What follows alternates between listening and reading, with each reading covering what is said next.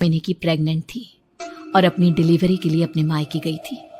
माँ ने मुझे फोन पर बताया, घर के पीछे की तरफ जो खाली जमीन थी ना, वहां पर एक नया कमरा बनवा लिया है। इतने सालों के बाद जैसे ही अपने घर में कदम रखा, कुछ अलग सा लगा। माँ, ये घर के पीछे की तरफ नया कमरा बनवाने की क्या जरूरत थी? अरे बेटा, घर के पीछे दूर दूर तक खाली जमीन है।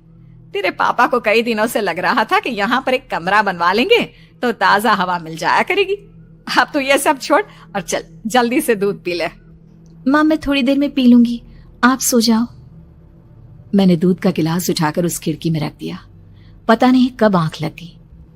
अचानक से खिड़की के पल्लों के खड़कने की तेज आवाज आई। दूध का गिलास धड़ाम से जमीन पर आ गिरा। जमीन पर गिरते ही दूध का रंग लाल हो चुका था। मैंने खिड़की से झांक कर बाहर देखा। चारों तरफ धूप अंधेरा था। उस अंधेरे की तरफ से कुछ आवाजें आ रही थी, जैसे छोटे बच्चे आपस में खिलखिलाकर मस्ती कर रहे हो।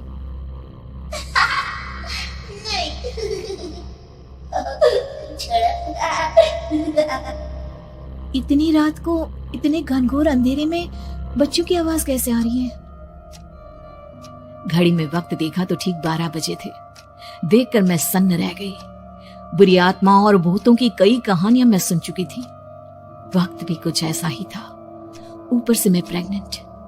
सुना था कि ऐसे वक्त में अक्सर बुरी आत्माएं औरतों का पीछा करती है, तो क्या मेरे पीछे भी? पसीने से तरबतर बड़ी मुश्किल से, जैसे कांपते हाथों से मैंने उस खिड़की को बंद किया। जल्दी से जल्दी उस कमरे से बाहर निकलकर माँ के पास जाने के बारे में सोचा, लेकिन जैसे ही दरवाजे की तरफ पलटी, लगा कोई साया हवा की स्पीड से दरवाजे के सामने से गुजर गया। मेरे गले में अटक कर रह गई। मैं जोर से चीख कर माँ को बुलाना चाहती थी, लेकिन वो आवाज खुद मेरे कानों तक नहीं पहुंच पा रही थी। तो माँ तक कैसे पहुंचती? खिड़की के पल्ले एक बार फिर तेज हवा के झोंके से धड़ाम करके खुल गया और पूरी ताकत से मैं चीख पड़ी। जानती थी मेरी चीख की आवाज सुनकर कुछ ही सेकंड में माँ वहां पहुंच जाएगी, लेकिन ऐसा कुछ हुआ ही नहीं। मेरा कलेजा डर के मारे फटा जा रहा था। आखिर माँ ने मेरी आवाज क्यों नहीं सुनी? इतनी गहरी नींद में तो माँ कभी नहीं सोती। ठीक पीछे खुली हुई वो खिड़की। मुझ में इतनी ताकत नहीं बची थी कि मैं पलटकर उस तरफ देख भी सकूं। हवा का एक सनसनाता हुआ झोंका उसी वक्त मेरे कानों से आकर टकराया। लगा जैसे किसी ने दबी हुई आवाज में धीरे से मुझसे कहा, चली जाओ यहाँ से। मैंने दोनों हाथ अपने कानों पर रख लिए और एक बार फिर ताकत लगाकर जोर से चीखने की कोशिश की। माँ! पापा! मेरी आवाज उस कमरे की दीवारों से टकराकर वापस मुझे ही सुनाई दे रही थी।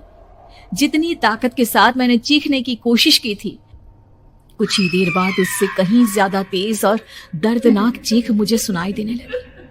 ये आवाज ठीक मेरे पीछे खिड़की से आ रही थी। वो आवाज मेरे कानों में पिघलते हुए लोहे की तरह गिर रही थी। उन आवाजों में हैवानियत थी। वो आवाज़ें किसी इंसान की नहीं है, इतना मैं समझ चुकी थी। कांप रहे हाथों से मैंने अंधेरे में कुछ ढूंढने की कोशिश की। तभी अचानक मेरा हाथ बेड पर रखी टॉर्च पर पड़ा। किसी तरह ताकत लगाकर टॉर्च का बटन ऑन किया, लेकिन ये क्या? सामने दरवाजे पर 3 छोटी लड़कियां खड़ी हुई थी। उनके हाथ में स्टील के चमचमाते हुए चाकू थे। मैं घबराकर लड़खड़ाई और पीछे की तरफ हटी, लेकिन तब तक वो मेरे पास आ चुकी थी। उनकी गर्दन टेढ़ी थी और उनके हाथों के वो चाकू मेरे पेट को निशाना बनाने को तैयार। मैं जोर से चीखी, नहीं, छोड़ दो मेरे बच्चे को, मत मारो, मत मारो, छोड़ दो मेरे बच्चे को। सोनाली, सोनाली, क्या हुआ बेटा? तू इतनी डरी हुई क्यों है? उठ बेटा, क्या हुआ? हड़बड़ाकर मैंने अपनी आंखें खोली। देखा तो दिन निकल आया था। माँ मुझे जगा रही थी। मेरा चेहरा पूरा पसीने से लथपथ था। क्या हुआ बेटा? तुमने कोई बुरा सपना देखा क्या? मैं अभी तक अपने पूरे होश में नहीं थी। वो मेरे बच्चे को मार देगी माँ। वो लड़की मेरे बच्चे को। मैंने घबराकर अपने पेट को छुआ। सब कुछ ठीक था।